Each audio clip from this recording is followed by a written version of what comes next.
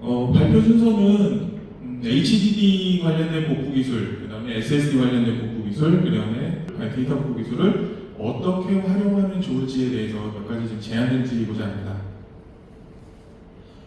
저희 대표님께서도 말씀하셨듯이 10년 전에는 정말 데이터 복구가 지금보다는 훨씬 쉬웠습니다. 근데 지금은 같은 상황에서도 아무것도 복구가 되지 않는 경우들이 빈번하게 발생을 합니다. 기술 발전에 따라서 이제 난이도가 더 올라가 버렸고요. 그거의 대표적인 원인은 플래터에서 랜드 플래시 메모리로 데이터 저장 매체가 변화되었다는 것이 가장 큰 이유라고 볼 수가 있습니다. 그래서 이제 하드 복구 기술과 메모리 복구 기술을 단적으로 좀 비교할 만한 사진을 좀 준비해 봤는데요. 하드디스크 같은 경우에는 이런 물리적인 헤드, 그 다음에 플래터, 모터 이런 것들로 구성되어 있는데요. 이런 부분에서 문제가 생긴 경우에는 요 해당되는 문제들만 해결을 하면 데이터 복구가 가능했습니다. 그런데 지금 옆에 보시다시피 메모리 관련된 복구 기술은 굉장히 좀 미세한 공정을 기반으로 해서 만들어진 제품들이기 때문에 접근하는 것조차가 쉽지가 않습니다. 그리고 실제 데이터들이 이 랜드 플래시 메모리에 저장이 되는데요. 지금은 다 암호화가 돼서 저장이 되어버립니다. 그렇기 때문에 칩을 띄어서, 그러니까 칩오프라고 표현을 하는데요. 칩오프를 통해서 데이터를 추출한다 하더라도 그 안에 어떤 데이터가 있는지를 알 수 있는 방법이 없습니다. 암호화를 해제하기 전까지는요. 그래서 이제 요거는 저희 쪽에 2020년부터 2025년까지 저장 장치별로 데이터 복구 수주가 어떤 변화를 나타내고 있는지를 좀 통계를 내봤습니다. 그랬더니만 좀 재미난 통계가 나왔는데요. 2020년까지만 하더라도 하드디스크가 전체의 약 60% 정도를 차지했습니다. 좀 반올림을 하면은요. 그럼 대략 한 6대4의 비율로 진행이 되다가 지금 2025년 이게 이제 1분기 실적을 이제 조합을 해본 겁니다. 1분기 내인데 바로 이렇게 역전 현상이 나타나기 시작을 했습니다. 그 징조는 2024년도서부터 나타나기 시작을 했습니다. 그만큼 랜드 플래시 메모리를 기반으로 하는 저장 매체들의 사용이 늘어났다는 것을 알 수가 있는 거고요. 앞으로 저희가 해야 될 부분들도 랜드 플래시 메모리 쪽 관련된 복구 기술에 좀 더 집중을 해야 될 것이다라고 하는 걸 나타내는 지표라고 볼 수가 있습니다. 하드 복구 기술은 지금 여기 간단하게 이제 하드 구조를 좀 표현을 해놨는데요. 이런 물리적으로 뭔가 이상이 생긴 경우에는 엔지니어의 어떤 작업이 필요합니다. 그렇지만 그 이외의 모든 작업에서는 지금 옆에 보시다시피 PC3000이라고 하는 도구를 이용하면 거의 대부분의 문제들을 해결할 수가 있습니다. 즉 물리적으로 손상된 부분에 대해서는 작업을 하기 위해서는 자재도 필요하고요, 엔지니어 스킬도 필요하고, 엔지니어에 대한 트레이닝도 필요합니다. 그런데 그 이외의 문제라면 P3000 가지고 다 해결할 수 있다는 것을 지금 알고 가셨으면 좋겠습니다. 그래서 제가 이제 데이터 복구 기술이라는 것을 크게 한 3가지 정도로 좀 나눠봤습니다. 첫 번째는 물리복구 작업이고요. 두 번째는 섹터 복사, 이미징이라고 표현을 많이 하고 있습니다. 그 다음에 이제 물리복구라고 하는 걸로 구분을 좀 해놨는데요. 이렇게 구분을 해놓은 이유가 하드 복구라고 하는 것을 단계별로 좀 나눠놓고 그 관련된 소요 기술들을 또 세분화를 좀 해보려고 이렇게 나눠놨는데요. 지금 빨간색으로 표현되어 있는 부분들이 다 PC3000으로 해결이 가능한 문제들입니다.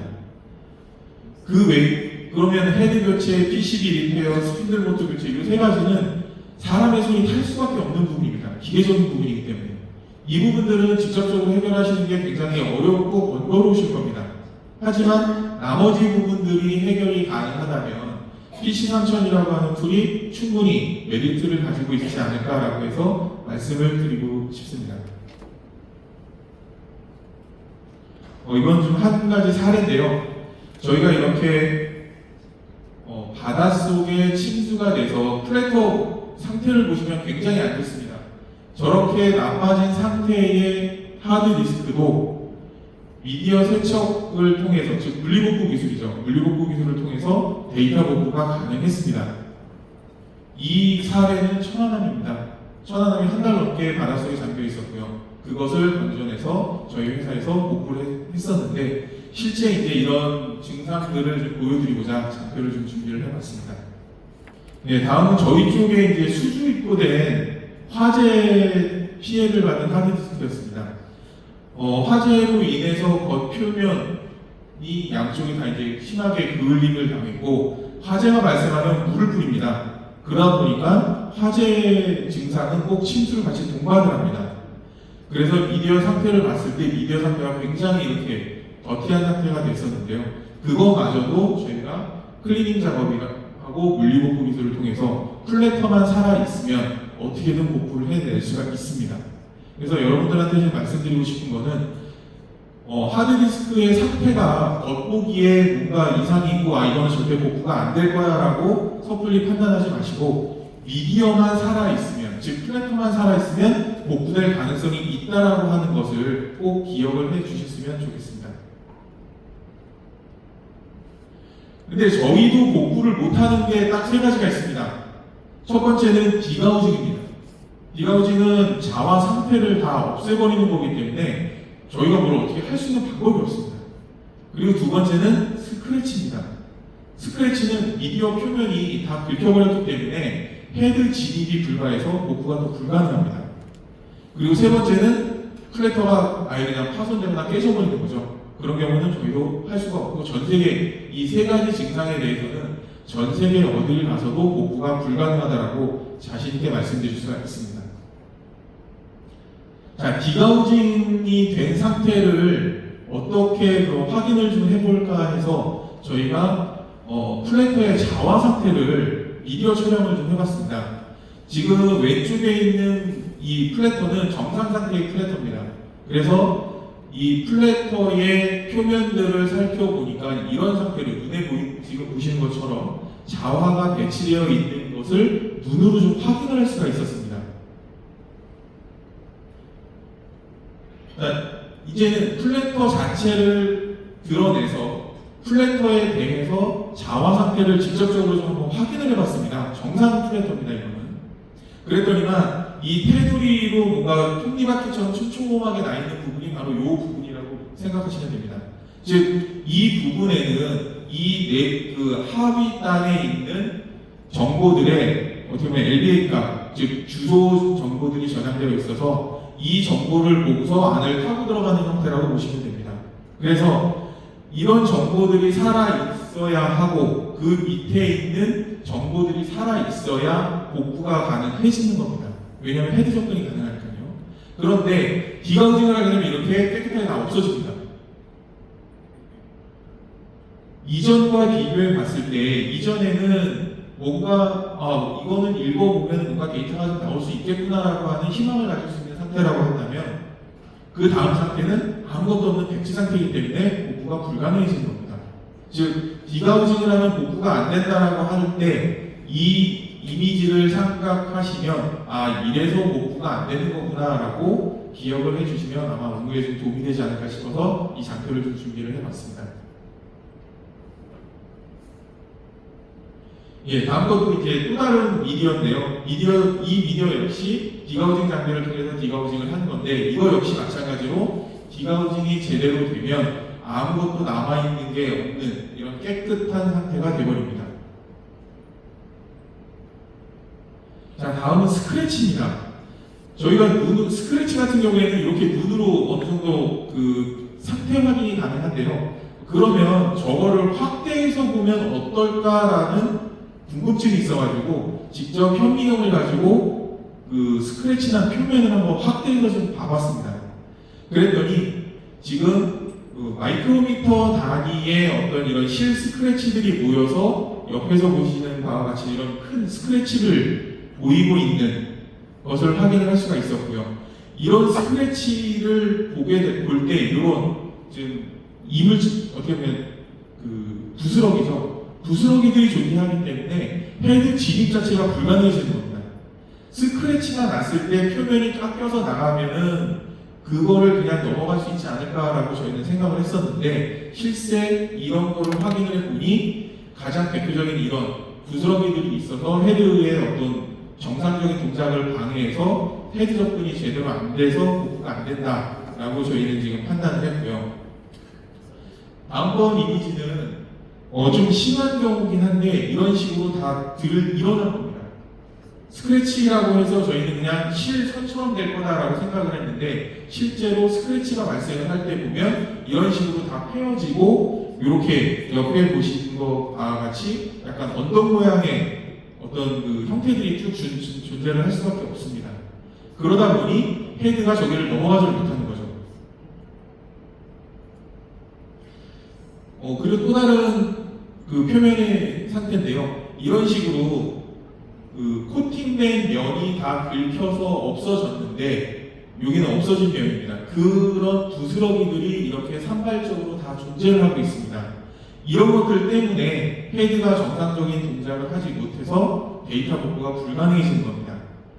그런데 여기서 저희가 한 가지 또 말씀드리고자 싶은 거는, 이렇게 스크래치가 난 하드디스크라도 일부 데이터는 또 복구를 할 수가 있습니다. 즉 스크래치 표면에 스크래치만 없으면 해당 미디어 표면에서 동작하는 헤드만을 제거를 하고, 나머지 표면에 존재하는 데이터를 PC3000을 가지고 데이터를 추출해 볼 수가 있습니다. 그래서 스크래치라고 해서 100% 복구가 안 된다? 일부 데이터는 복구가 될 수 있습니다.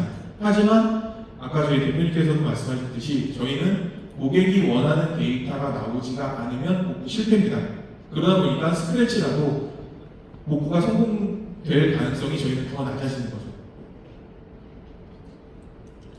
이거 플래터 깨진 거는 많이 보셨기 때문에 바로 그냥 넘어가겠습니다.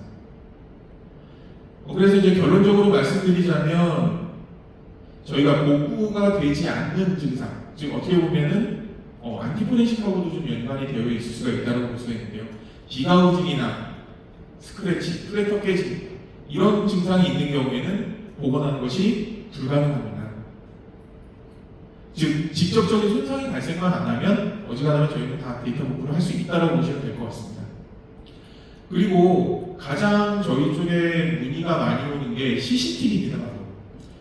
한 달 전, 두 달 전 영상을 복구해 주세요라고 하는 문의가 오는데요. 한 달 전, 두 달 전 영상은 그 미디어의 상태랑 상관없이 덮어쓰기가 되어버렸기 때문에 저희가 복구하는 것이 불가능합니다.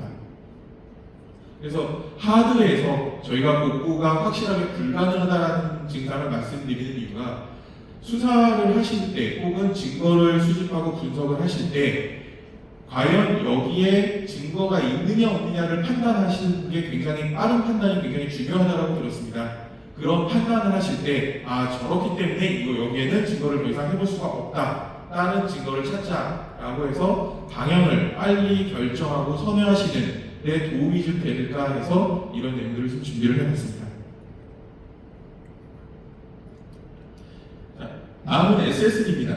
SSD 같은 경우에는 지금 많이들 보시는 것처럼 이런 다양한 제품들이 있습니다. 근데 SSD도 마찬가지로 PC3000이라고 하는 거에 애드온 소프트웨어인 SSD 모듈을 탑재를 하면 SSD도 아까 저희 대표님께서 말씀하신 것처럼 한 50에서 60% 정도의 복구율을 나타낼 수가 있습니다. 그래서 PC3000 포터블이라고 하는 제품이 아까도 엘레나가 좀 설명했듯이 거의 대부분의 저장 장치들을 지원하는 것이 가능합니다. 그럼 SSD도 마찬가지로 제가 이제 좀 그 기능들을 좀 구분을 좀 해봤는데요. 여기에서 엔지니어의 어떤 스킬이 필요한 게 낸드 수압, 칩오프, PCB, IC 리페어, 이 부분은 역시 사람의 손이 탈 수밖에 없습니다. 그런데 그 외의 나머지 부분들은 PC3000 플랫 SSD로 다 복구가 가능합니다. HDD와 SSD의 어떤 데이터 저장 방식을 좀 극명하게 좀 나타낼 수 있는 그림을 좀 준비를 해봤는데요. 하드디스크는 이렇게 플래터 표면상에 데이터가 배치되어 있다면 SSD는 낸드 플래시 메모리 안쪽에 이렇게 데이터가 저장되어 있는 것이다라고 이해를 하시면 될 것 같습니다. 저희도 좀 많이 어려움을 겪는 부분인데, 과연 트림이라고 하는 게 동작을 하면 왜 모브가 안 되는 것이냐라고 하는 겁니다. 트림을 하게 되면은 오퍼레이팅 시스템에서 트림 명령을 SSD 컨트롤러에게 전달을 합니다. 그러면 SSD 컨트롤러는 가비지 컬렉션이라고 하는 동작을 수행을 하는데요. 이 가비지 컬렉션이라고 하는 동작은 컨트롤러 자체적으로 동작을 할 수도 있지만 OS의 명령을 받아서도 할 수가 있습니다. 그런데 이 두 개의 가장 큰 차이점이 뭐냐면, OS로부터 가비지 컬렉션을 해라라고 하는 트림 명령을 받게 되면 OS가 시간 여유를 준다는 거죠. 근데 컨트롤러가 직접 자체적으로 가비지 컬렉션을 할 때는 소위 말해 OS의 눈치를 봐야 됩니다. 그러다 보니까 보다 능동적으로 돌아가지 못하는데, 이렇게 트림이라고 하는 명령어가 같이 들어와 버리면 시간도 충분히 주어졌겠다, 데이터를 확실하게 다 초기화를 시켜버리는 겁니다. 그렇기 때문에 트림이 발생을 해버리면 SSD에서는 데이터 복구가 불가능해지는 겁니다. 그러면 포맷한 거와 그냥 파일을 삭제한 거랑 어떤 차이가 있는지를 좀 확인해 보면요, 단순 파티션을 날린다라고 표현을 하죠. 포맷이라고 하면. 그러면 메타 정보가 저장되어 있는 부분이 업데이트가 되고 그 이후에 트림이 돌아가는데, 이 트림이 메타 정보가 저장된 영역에만 해당이 됩니다. 그러다 보니까 포맷을 한 거는 생각보다 데이터 복구되는 양이 생각보다 많습니다. 그런데 파일 단위로, 즉 바탕화면 자체를 그냥 다 딜리트를 해버리게 되면 각각의 파일이 저장되어 있던 영역에 직접적으로 트림이 동작을 하기 때문에 데이터 복구가 거의 불가능해지는 상황이 발생해버립니다. 그래서 다시 한번 좀 정리를 해보면, 이 트림이라고 하는 게는 윈도우 7 이후부터는 다 적용이 되어 있습니다. 근데 요새는 다 윈도우 7 이상이기 때문에 SSD를 사용하는 윈도우 시스템이라고 한다면 트림이 다 동작한다라고 이해를 하셔야 될 것 같고요. 그래서 이 그림에서 보듯이 인발리드 데이터에 대해서 다 empty 블록으로 바꿔버리는 게 트림이다 라고 하는 것을 기억을 하시면 될 것 같습니다. SSD 펌웨어 손상은 지금 보시다시피 6가지 정도로 좀 요약을 해볼 수가 있는데요. 이런 증상들이 나타나는 원인은 딱 한 가지입니다. 랜드의 뭔가 상태가 이상해졌다는 거죠. 그럼 랜드의 왜 상태가 이상해졌느냐를 좀 한번 이야기해 보도록 해보겠습니다. 그 전에 먼저 SSD 컨트롤러 같은 경우에는 지금 이런 어떤 그 블록 다이어그램, 대표적인 블록 다이어그램 두 개가 있는데요. 이렇게 내부적으로 다양한 기능들을 수행하는 여러 블록들로 구성되어 있습니다. 그리고 랜드 플래시 메모리의 내부를 보게 되면 이런 식으로 고용량 랜드 같은 경우에 적층이 되어 있고 내부에 와이어 본딩으로 쭉 다 연결이 되어 있습니다. 그리고 이런 랜드가 내부적으로는 또 이렇게 패드 쪽으로 와이어 본딩이 되어 있어서 내부적으로는 매우 미세한 공정으로 만들어진 그 제품이라고 이해를 하시면 될 것 같습니다. 그리고 이제 3D 랜드라고 하는 게 등장을 하는데요. 요새 사용되는 SSD는 다 3D 랜드입니다. 3D 랜드는 말 그대로 아파트를 만들어 버린 겁니다. 그럼 이 아파트를 어떻게 만들었느냐? 바로 이렇게 만들었습니다. 실제 이제 삼성전자에서 오피셜로 제공하는 이미지인데요. 이렇게 여러 층이 쌓인 곳에 파이프라인이 쭉 가 있고요. 이 파이프라인의 사이사이 간격은 39나노미터 정도, 지금 보시면 125나노미터, 155나노미터입니다. 매우 촘촘한 그 파이프라인들이 만들어져서 이 파이프라인을 통해서 전화가 차징이 되고 그 차징된 값들을 나중에 디텍팅을 해서 여기에 저장되어 있는 값이 어떤 건지를 판별하는 그런 구조로 동작을 하는데요. 그리고 그거를 칩 다이샷을 직접적으로 이렇게 3D로 찍어보면 이런 모양이다라고 이해하시면 될 것 같습니다. 그리고 여기 지금 삼성전자 그 오피셜 기율을 지금 적어놨는데요. 200m 높이의 건물 옥상에서부터 바닥까지 5m 지름으로 수십억 개의 구멍을 한 번에 뚫는 매우 엄청난 기술이라고 이해하시면 될 것 같습니다. 이게 바로 3D 랜드에 적용된 기술입니다. 그리고 각각의 이제 랜드들을 좀 비교해 본 건데요. 여기 보시면 이게 나노미터입니다. 그래서 매우 미정밀한 공정으로 만들어지는 게 랜드 플래시 메모리다라고 이해를 하시면 되는데요. 이것 때문에 지금 이 내용을 얘기하면서 이제 앞에서 지금 빌드업을 좀 해봤습니다. 뭐냐면 이렇게 촘촘히 연결되어 있는 랜드들의 셀을 차징을 할 때 주변 셀의 영향을 받을 수밖에 없습니다. 그러다 보니 처음에 10이라고 하는 전화가 차지가 되고 있다가 옆에서 흘러 넘어와서 11이 될 수도 있고 12가 될 수도 있고 옆에가 전화가 빠지면서 8이나 9로도 떨어질 수가 있습니다. 그러면은 디텍팅 레벨이 바뀌면서 그 레벨로 인해서 오판이 나올 수가 있는 거죠. 그러면서 데이터 오류가 날 수가 있는 겁니다. 그리고 워낙 미세하게 만들어져 있다 보니까 각각의 셀들의 내구성들이 매우 떨어져 있습니다. 그래서 TLC 같은 경우에는 1000번 정도 같은 곳에 데이터를 쓰게 되면 셀이 파괴된다라고 지금 알려져 있는데요. 앞으로 적용되는 QLC에는 아마 더 낮아지지 않을까라는 생각을 하고 있습니다. 그러면 전화 차징은 어떤 식으로 되느냐? SLC는 있다 없다라고만 판단을 합니다. 근데 MLC는 이렇게 4가지 단계로 2개의 비트를 저장을 하고요. TLC는 8개의 단계로 3비트를 한꺼번에 저장하는 구조를 가지고 있습니다. 이러다 보니까 TLC 같은 경우에 전화 차지량이 흔들려버리면 오판을 할 수 있는 가능성이 매우 높아지는 거고요. 그리고 이런 오판을 하게 되는 거를 방지하기 위해 ECC라고 하는 것을 추가를 해서 항상 써야 됩니다. 그런데 이 ECC의 에러 정정 범위를 넘어서 버리게 되면 그때서부터는 배드가 나거나 혹은 셀이 깨졌다고 판단을 해서 다른 쪽으로 치환을 해버립니다. 이런 것들이 갑작스럽게 발생을 하면 소위 말해 SSD가 죽어버린다고 표현을 하죠. 그래서 SSD가 죽는 원인은 낸드에 있다라고 보시면 될 것 같습니다. 네, 지금 여기서 말씀드리고자 하는 것은 바로 이 스페어 영역을 그렇습니다.